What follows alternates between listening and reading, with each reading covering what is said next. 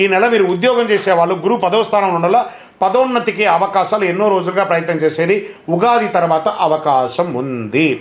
పెద్ద బాధ్యతలు వచ్చే అవకాశాలు ఉన్నాయి. స్ట్రెస్ అవుతారు బాగా. మార్చి 20 తర్వాత మంచి శుభవార్త వింటారు.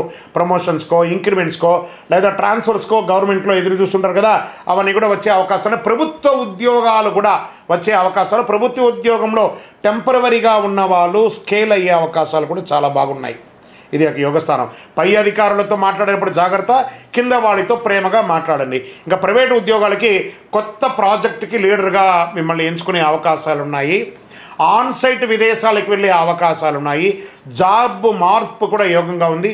ఉన్న జాబ్ వదిలేసి స్థానచలనమయ్యి పెద్ద స్థానానికి వెళ్ళే అవకాశాలు కూడా ఉన్నాయి. ఏం చేయాలి మీరు ఉద్యోగంలో? శ్రమ, క్రమశిక్షణ ఉండాలి. ఉద్యోగంలో చేయకూడనిది కోపంతో నిర్ణయాలు తీసుకోకూడదు. అసాంఘికమైనటువంటి కార్యక్రమాలకి పాల్గొనకూడదు. గాసిప్స్ మాట్లాడకూడదు. వెనక ఎవరి గురించి మాట్లాడకూడదు.